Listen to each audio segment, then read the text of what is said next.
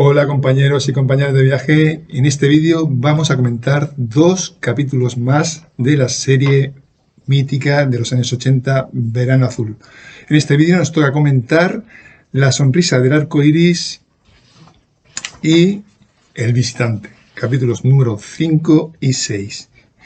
En el capítulo número 5, La sonrisa del arco iris, se trata sobre todo de fondo el tema la depresión. Y podemos decir que hay tres historias, dentro de este capítulo, tres historias y 6 liberaciones, ¿no? Teniendo, como decimos, como de fondo la depresión. La primera historia, evidentemente, es la de Julia. En este capítulo vamos a conocer un poquito más a Julia, su pasado, y esta historia de Julia, que se puede traducir dentro del capítulo en desesperación, porque Julia recuerda cómo 2 años antes, en un accidente de tráfico en el que ella iba, fallecen su marido y su hija. Por lo tanto, esa historia de Julia, que vamos a ver en este capítulo, como digo, se traduce en desesperación y habrá 2 liberaciones.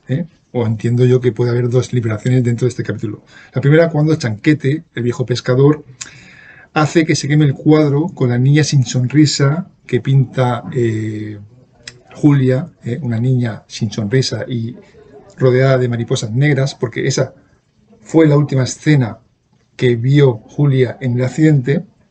Entonces, Chanquete hace que se queme ese cuadro, se lo lleva y luego hace que se queme, una de las escenas. Y la segunda liberación, podríamos decir, en esta historia de Julia, frente a esa desesperación por intentar volver al pasado para ver si se puede cambiar algo. Evidentemente no se puede volver al pasado, por tanto ahí se traduce en desesperación y, digamos, impotencia. La segunda liberación podría ser cuando Julia, ya un poco mejor, ya ha hablado con Chanquete, ya está un poco mejor, pues pasea por la orilla de la playa y pega un grito, ¿no? Ese grito liberador, ¿no? De esa tensión, digamos, que ha acumulado en el capítulo al recordar ese suceso. Bien, las otras 2 historias es la historia de Buzo, un personaje que aparece en este capítulo, que es amigo de Chanquete, la historia de Buzo, que puede representar la tristeza, ¿no? Ese hombre que trabaja en un trabajo que no le gusta, aunque lo hace súper bien. Ese Buzo, ese personaje, ese hombre que, aunque cuenta un chiste, no hace gracia, ¿no? Y siempre cuando habla, pues, digamos, lo hace en tono triste, ¿no?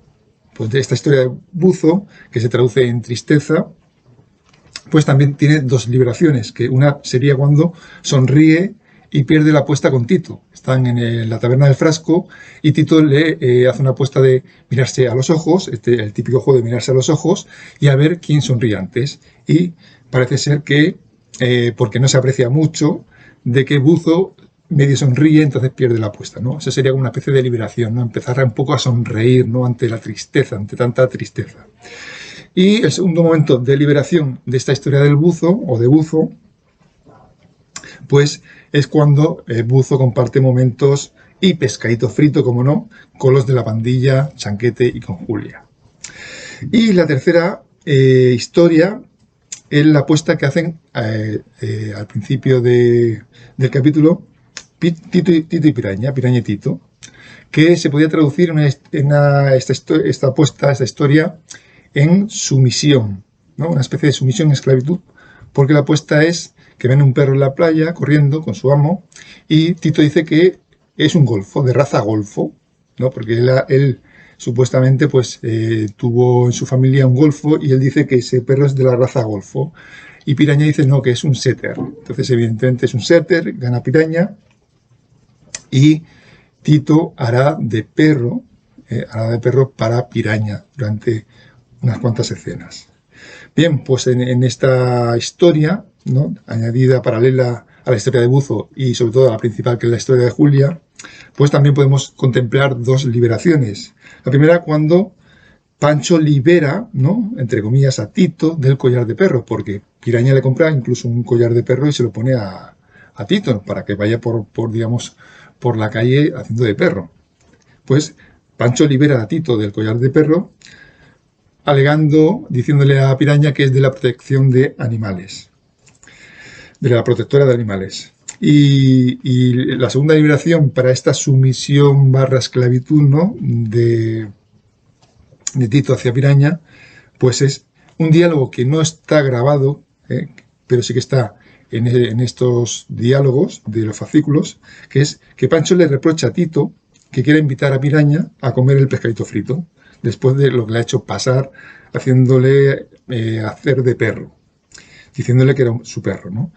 Y Tito, aquí viene la liberación, le reprocha, paradójicamente, si Pancho no tiene palabra, si no solo tiene palabra.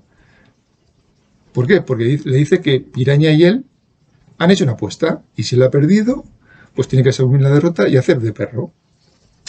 Bien, pues 3 historias, la historia de Julia, desesperación barra depresión, 2 liberaciones, la historia de Buzo con la tristeza, también 2 liberaciones, y esa tercera historia entre Piraña y Tito, que se traduce en sumisión, esclavitud, con también 2 liberaciones. Bien, pues pregunta de desarrollo personal. ¿Cuáles son vuestras liberaciones frente a lo que os sucede en el día a día? O frente a la depresión, a la tristeza y a la sumisión. ¿Cuáles son vuestras liberaciones? ¿Cómo os liberáis? Bien, pues vamos a repasar las escenas de este capítulo, La sonrisa del arco iris, a través de este fascículo. La primera es la de Buzo, en la que Buzo está arreglando en el puerto, bajo el agua, una grieta, y emerge, y ahí está Chanquete sentado para verle, hablar con él, y aparecen los adultos, los mayores de la pandilla, no Chanquete y Julia, sino Quique, Javi y Bea, y luego Desi también, ¿no? Y bueno, conocen ahí, Chanquete se lo presenta y conocen a Buzo. Luego está la escena de perrerías, ¿no? Es la que os he dicho de que Tito y Piraña hacen la apuesta de que si el perro ese que va por la playa es de raza golfo o de raza setter, perdiendo Tito la apuesta. Luego, otra escena, un collar de Chihuahua, que es cuando Tito y Piraña van a una tienda del pueblo a comprar un collar para ponérselo Piraña a Tito para que haga de perro. Bien, luego la siguiente escena, el hombre más triste del mundo, que es la que ya se despiden de Buzo en el puerto y van andando Chanquete y los chicos y las chicas y se encuentran con Julia, ¿no? Dicen que esa tarde van a ir de excursión, pero Chanquete, que es muy sabio, les dice que va a haber tormenta y que va a llover, a pesar de que haga sol. Bien, pues en ese momento es la primera escena en la que Julia empieza un poco de bajón, en la que Julia empieza a decir, bueno, si hay tormenta y empieza a llover, mejor me quedo en casa, no me apetece salir. Ahí ya nos da la intuición de que algo va a pasar con Julia. Luego la liberación de Tito, como os decía, está por el paseo Piraña haciendo de amo de perro y Tito haciendo de perro con el collar, y viene Pancho, ¿no? Y un poco le libera a Tito de hacer de perro, ¿no? Porque también Tito se harta un poco ya de estar arrastrándose un poco, ¿no?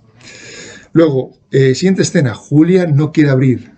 Evidentemente, Chanquete no se equivocaba y esa tarde llueve, por lo tanto los chicos se ven en el bar pensando qué van a hacer esa tarde si no van de excursión. Dice, bueno, pues Julia nos había prometido, ¿no?, una comilona, una merendola y tal, vamos a casa de Julia. Entonces van a casa de Julia, le pican, pero Julia, como dice la escena, Julia no quiere abrir.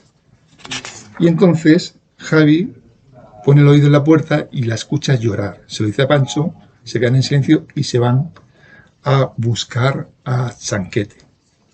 Bien, la siguiente escena, una apuesta, es en la que están Chanquete y Buzo, pues se han comido una buena tapa de marisco y están hablando de las cosas de la vida. Aparecen los chicos y Javi le susurra al oído a Chanquete lo que pasa, que Julia no la quería abrir. Entonces, bueno, se despide Chanquete de la pandilla y de Buzo, se va a ver a Julia, y ahí se quedan los chicos, y es cuando Tito le hace la apuesta a Buzo de mirarle a los ojos a ver quién sonríe antes. Bien, sombras de una tragedia. De aquí le estrenaremos parte del diálogo de esta escena, Sombra de una tragedia, en la que Chanquete va a casa de Julia y, sabiendo que está ahí adentro y que no quiere abrirle, pues rompe un cristal, abre la puerta y entra y conversa con ella, ¿no? Entonces ella, digamos, le explica pues lo que le sucede, ¿no? El recuerdo, la venida del recuerdo a raíz de esa tormenta, porque justamente fue un día de verano con tormenta de lluvia cuando se produjo ese accidente en el que fallecieron su marido y su hija. Bien, siguiente escena es la de un mensaje secreto. Es decir, Buzo ha prometido pescadito frito en la Dorada, en el barco de Chanquete. Entonces Tito le manda un mensaje a papel, le pone en la puerta de la casa de Piraña para que Piraña pues vea que está invitado, ¿no? a pescadito frito. La siguiente es al fuego, que es cuando Chanquete, habiendo conversado con Julia, pues le dice que le regale el cuadro este de la niña sin sonrisa con las mariposas negras alrededor, se lo lleva a la taberna del Frasco y le dice a Frasco que queme el cuadro, porque eso, digamos que es un efecto liberador y le trae malos recuerdos a Julia y la hace entrar en un bucle continuo. Tiene que olvidar, tiene que superar, ¿no? Lo que pasó. Bien, luego, siguiente escena, Buzo divierte a la pandilla. Entonces están en la Dorada y Buzo divierte, entre comillas, intenta divertir a la pandilla contando evidentemente chistes que parecen no tener gracia. Viene Chanquete y Chanquete sí que les contará una historia de su cuaderno de bitácora, que ahora veremos también lo que significa cuaderno de bitácora, una de sus historias, y parece que ahí sí que se divierten más la pandilla. El grito, la escena en la que Julia está en la playa y pega ese grito liberador. Ya está un poquito mejor, pero ese grito aún le libera más de esa tensión acumulada de tanto pensar en aquella escena, en aquello que ocurrió y a lo que no puede volver y no puede cambiar. Y por último, la última escena, la sonrisa del arco iris, que es cuando ya están en el barco y, bueno, pues van a comer todos pescadito frito y aparece Julia y la escena final es esta, en la que se ve a Julia, ¿veis? Julia y delante del arco iris, porque ya se dio la tormenta. De comentaros que la penúltima escena esta, en la que Julia sale con el chubasquero, así como amarillo y naranja, es la escena que sale en los créditos de cada capítulo de Gran Azul al principio. Ella sale con el chubasquero, así como sonriendo, pues esa escena es la que corresponde a este capítulo número 5, la sonrisa de arco iris. Bien, dos observaciones en este capítulo. Cuando aparece Buzo, cuando ha arreglado esa grieta bajo el agua y emerge, sale del agua, hay unos compañeros que le quitan el casco, no la escafandra, porque a veces se confunde que el casco de Buzo es la escafandra, no la escafandra, el nombre de escafandra es todo el traje. Bien, pues cuando le quitan el casco y se sienta pensando frente a él, ¿vale? Se sienta el Buzo para descansar un poquito y con el casco enfrente, Javi, digamos que le comenta a la bandilla que parece la escena de Hamlet, ¿no? La escena en la que, de la obra Hamlet de William Shakespeare, en la que Hamlet le dice a una calavera, ser o no ser, esa es la cuestión.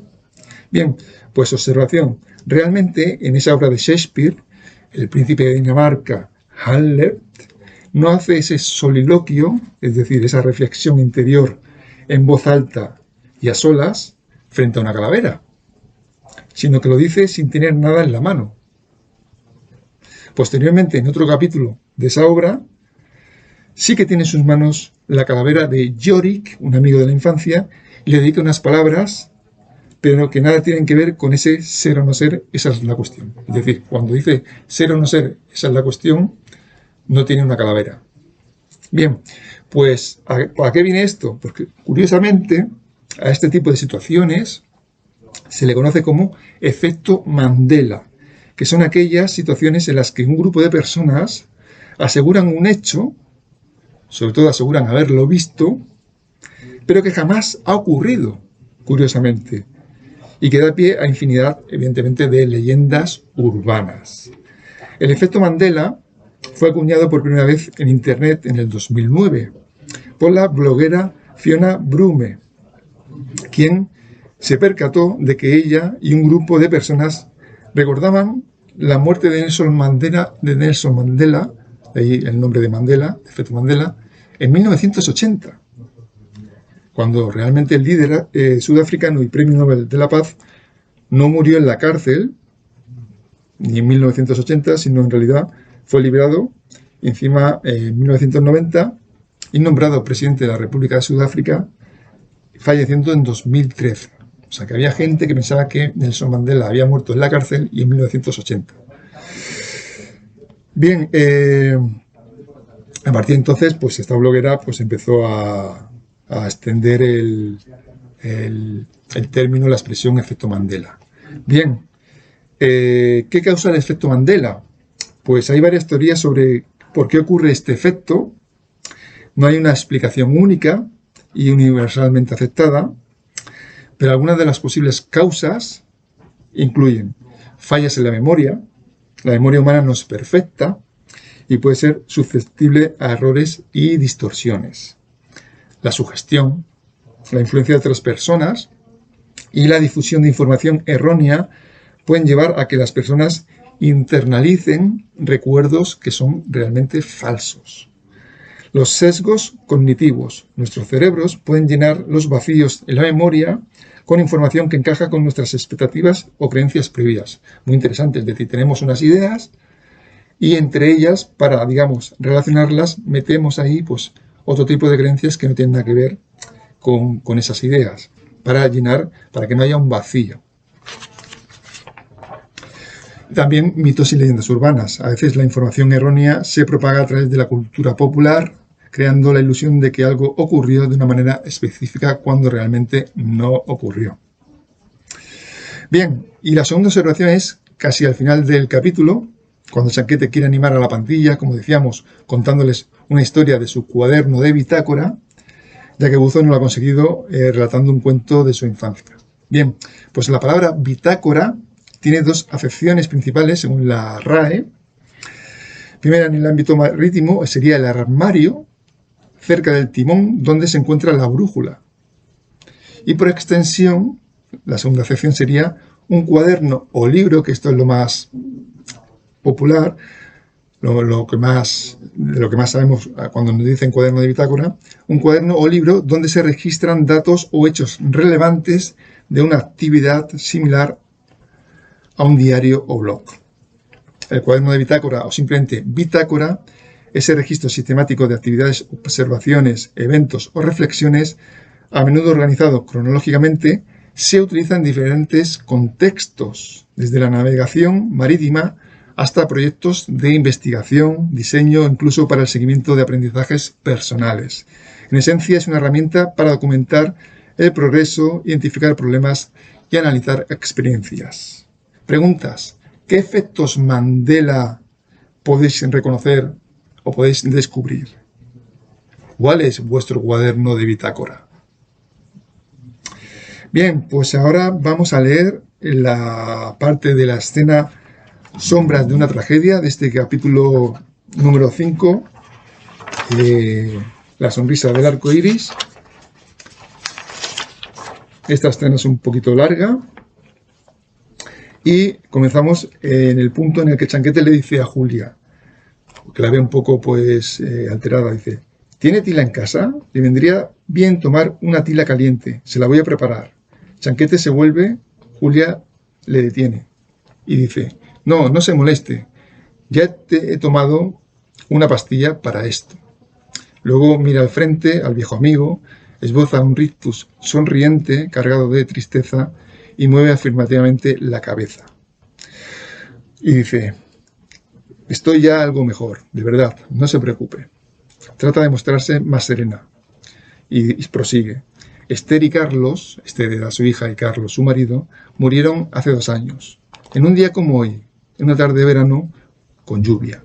Y hoy, comprende, todo aquello ha vuelto a suceder. Como otras veces.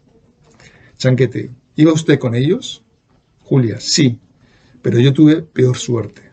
Ellos se quedaron allí y yo seguí viaje con unas vértebras rotas, conmoción y sola. Chanquete, no diga barbaridades. Usted vive y eso es bueno. Bueno para usted y para los demás. Julia, ¿es bueno vivir cuando a uno le roban la mejor parte de su vida? ¿Aquello que más quiere?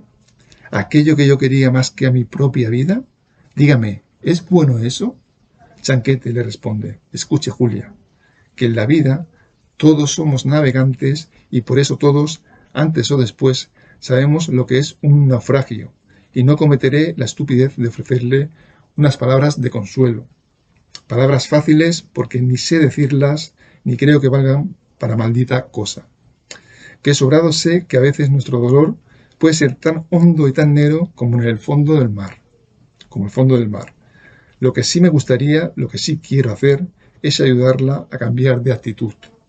Usted es inteligente y sabe muy bien que lo peor que se puede hacer es quedarse mirando fijamente ese momento que duele. Lo único que se debe hacer es afrontarlo, mirarlo a la cara y después seguir. Julia, ya, habla usted casi como el psiquiatra de aquel sanatorio.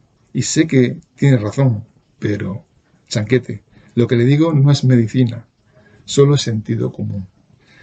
Y Julia le dice, es que a veces ese agujero negro crece y crece, y ya no hay fuerzas para salir de él. Hace falta estar dentro para saber lo que es eso. Dios mío, para saber lo que es la desesperación. Dios mío, uno intenta mirar hacia otro lado, pero no puede. Aquello aparece allí, llenándolo, cubriéndolo todo. Pues ahí quedaba este diálogo entre Chanquete y Julia, entre Julia y Chanquete, en esa escena, Sombras de una tragedia. Y dos preguntas de desarrollo personal. ¿Qué os inspira? ¿Qué os inspira este diálogo? Y la segunda, ¿qué recursos tenéis para afrontar y gestionar la tristeza y la depresión? Y otras emociones. ¿Qué recursos tenéis? Bien, pues vamos ahora con el capítulo número 6. Bebo un poquito de agua.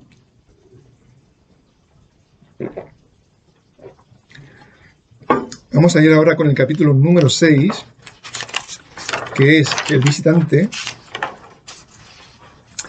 Y también podemos, descubrir aquí dos historias. La más importante, la visita del padre de Desi, que será el visitante.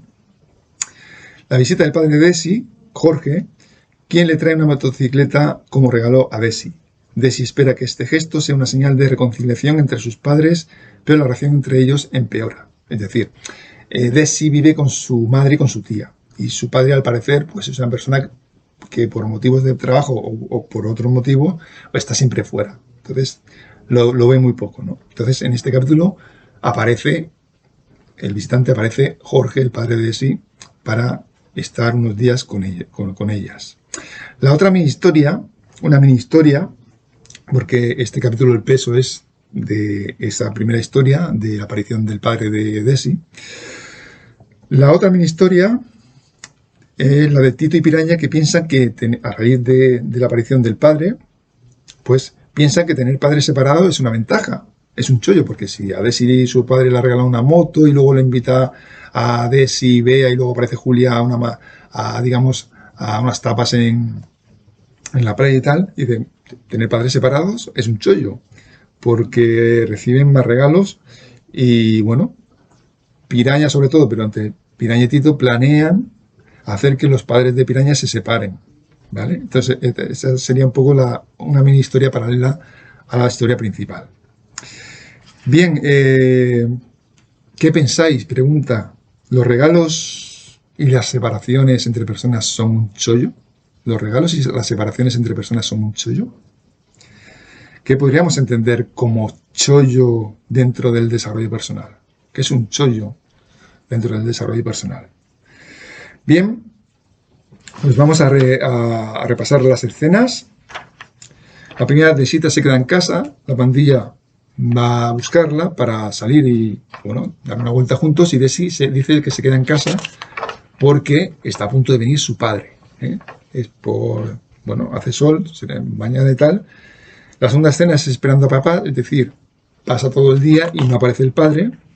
Por lo tanto, al final, un poco triste, se va Desi a dormir, la madre le intenta animar de que igual aparece al día siguiente, ¿no? Siguiente escena, una maravillosa sorpresa. Aparece el padre y le hace el regalo de una motocicleta a Desi. Bien, el primer paseo en moto. Desi, pues contenta, pues va a darse un paseo por el pueblo. Se encuentra con Chanquete, le saluda, también con Pancho, al cual le hace... le tira una tarta que tiene Pancho en la mano, se la tira en la cara. Primer paseo en moto es esta escena.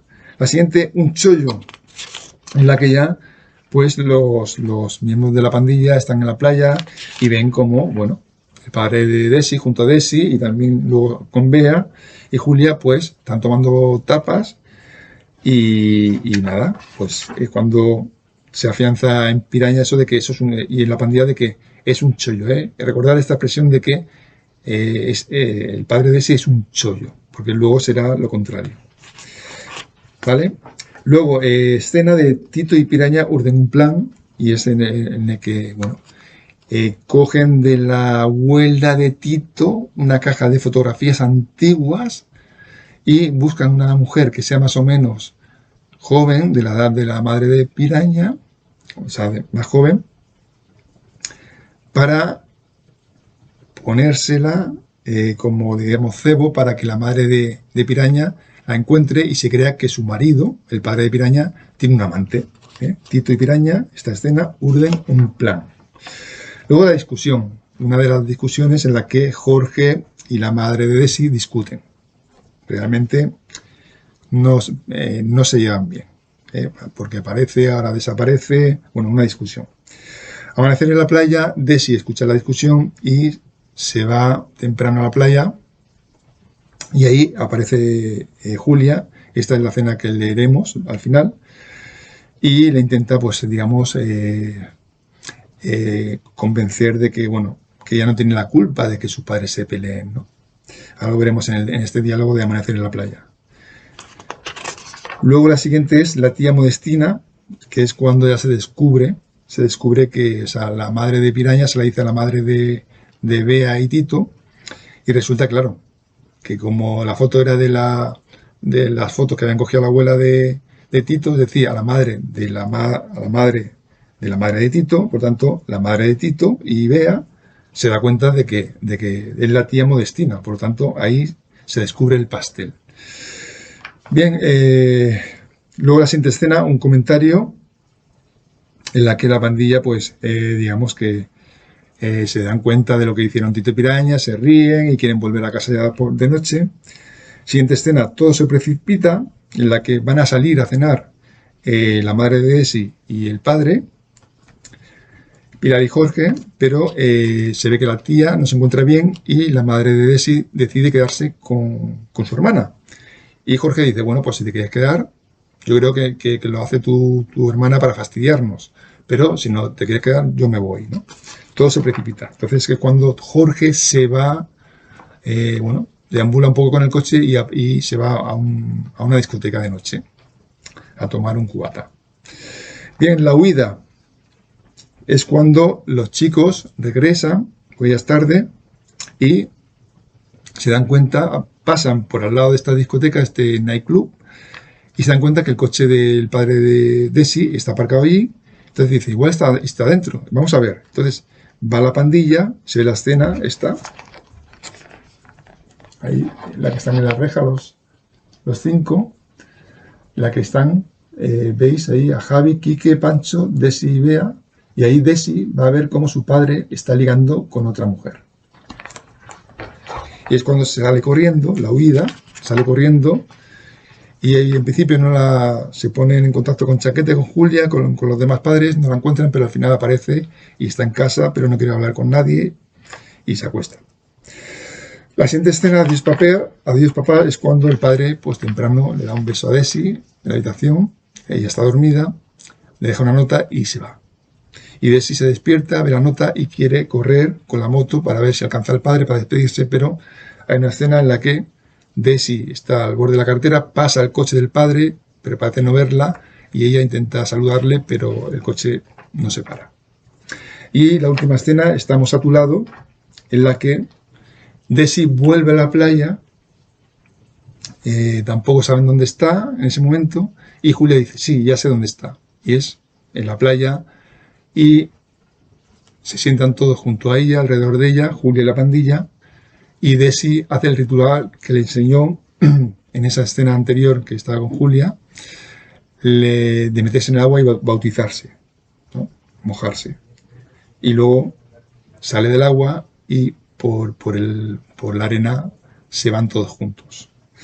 Bien, pues estas serían las escenas y 2 observaciones de este capítulo, y nos vamos a centrar en estas 2 observaciones, en las 2 canciones que suenan desde el momento que el padre de Desi, Jorge, entra en ese nightclub, en esa discoteca, le pide un cubata y empieza a mirar a ver qué mujer hay, a ver si puede ligar, hasta el momento en el que Javi, acompañado de Pancho, le dice a su padre, usted no es ningún chollo. Por eso os decía que recordaréis esa expresión de el padre de Desi es un chollo, etcétera. Pues ahora resulta que no es un chollo, porque parece ser que es un mujeriego. Bien, 2 observaciones al respecto de las canciones que suenan mientras está Jorge, el padre de Desi, en la discoteca. La primera es Song for Guy, canción de 1978 del pianista y cantante británico Elton John. La canción Song for Guy de Elton John es un tema básicamente instrumental, al final se escuchan alguna frase, pero es un tema instrumental, en homenaje a Guy Burchett, un joven empleado de la discográfica de Elton John que falleció en un accidente de motocicleta a los 17 años. Curiosamente también parece que aquí Antonio Morcero quiso poner motocicleta a los 17 años, canción para un chico, ¿no? Y curiosamente la pieza musical, escrita e interpretada por Elton John, fue compuesta un domingo cuando Elton John, se encontraba deprimido y con resaca. Y al día siguiente se enteró de la trágica noticia del accidente de este chico. Es decir, él, mientras estaba escribiendo la canción, sucedía ese accidente, ¿no? Quiero entender que Antonio Mercero quiso un poco reflejar, ¿no?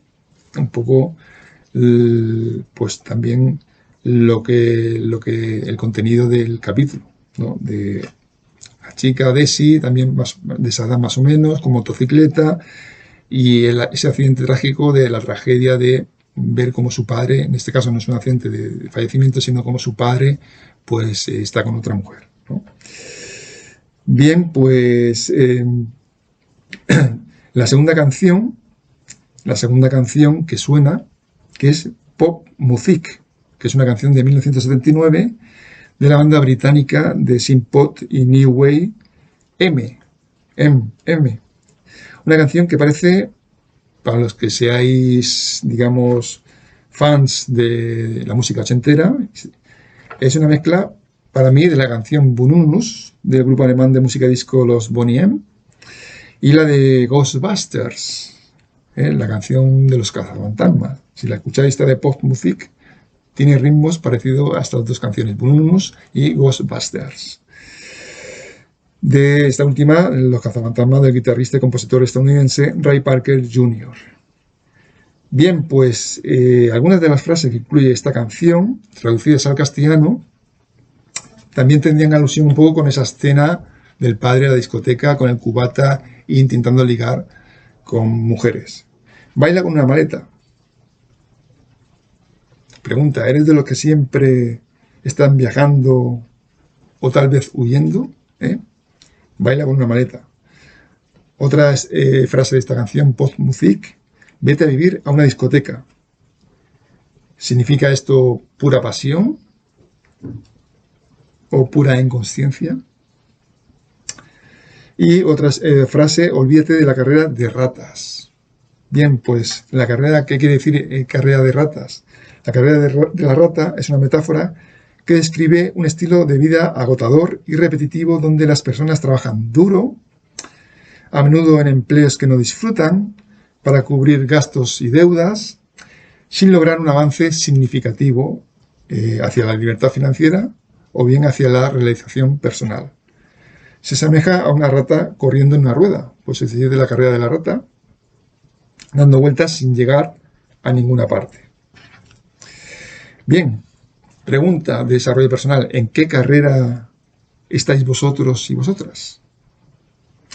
Bien, pues vamos a leer esa escena de amanece en la playa. Amanecer en la playa. Y Julia empieza, ¿sabes? O sea, ve a Desi, se sienta junto a ella, hablan un poco y luego dice, ¿sabes? Se está bien sentada aquí.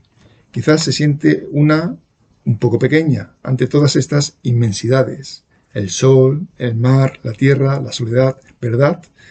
Viene una aquí con sus pequeños problemas y sonríe y prosigue. Todo esto acaba por envolverte.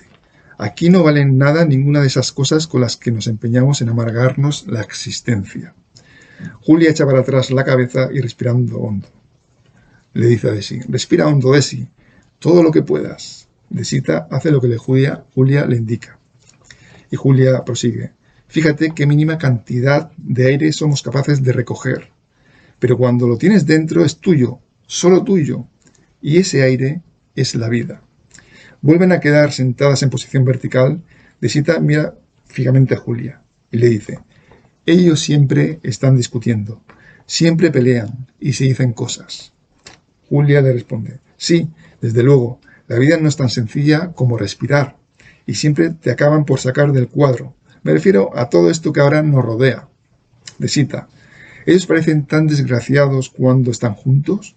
Julia, tú ya eres lo suficientemente razonable como para entender que estas cosas a veces suceden. Tú sabes que algunos matrimonios fracasan, se rompen, no siempre resulta fácil convivir.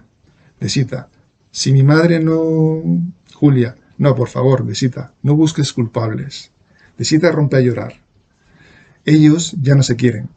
Julia, es posible, pero en todo caso lo que es inútil es intentar volver la espalda al problema. Desita, ¿qué quieres decir? Julia, que bastante tiempo hemos jugado con la hipocresía en este país. Si ellos no se quieren, nada lo va a cambiar. Pero no por eso van a tenerse que pasar la vida discutiendo, amargados y amargando a los que están a su alrededor. ¿Me entiendes? Una separación es siempre dolorosa, pero menos que toda una vida de echarse rencores a la cara. Desita, yo no tengo la culpa. Julia, claro que no. Desita, pero ellos siempre dicen que es por mí, que si no fuera por mí no estarían juntos. Siempre es por mí. Mi madre discute por mí y aguanta a mi padre por mí, pero a mí nunca me preguntan, a mí siempre quieren esconderme. Julia se le queda mirando largamente. Desita esconde su cabeza entre los brazos. Julia, quizá tú eres injustamente su última excusa, su último enganche. Desita, pero yo no quiero que ellos sean desgraciados. Julia le acaricia la cabeza con ternura. Y le dice, ¿tú sabes lo que hago yo después de haber visto amanecer? Desita niega con la cabeza. Julia, te vas a reír, me bautizo. Me meto en el agua y me bautizo, y al salir es como si ya fuera otra persona. ¿Quieres meterte en el agua conmigo? Desita siente, Julia la coge de la mano, se meten en el agua. Cuando las olas alcanzan sus cinturas, las dos se sumergen completamente bajo el agua.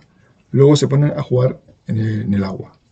Es como una especie de ritual. Te metes en el agua, te hundes, te mojas y apareces como una nueva persona. Bien, pues dos preguntas de desarrollo personal a raíz de este diálogo. ¿Qué os inspira este diálogo?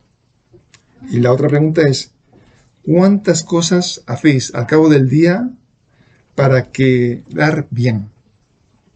Para aparentar algo que no pensáis, que no sentís, que no decís o que no hacéis. Es decir, para aparentar algo que no sois. ¿Cuántas veces o cuántas cosas hacéis al día para aparentar algo que no sois? Pues bien, dos capítulos, capítulo número 5, La sonrisa del arco iris, y capítulo número 6, El visitante, dos capítulos de Verano Azul. Espero que os hayan gustado, espero que estéis pasando un gran verano y nos vemos y nos escuchamos en el siguiente vídeo. Hasta entonces, un beso y un gran abrazo. Chao.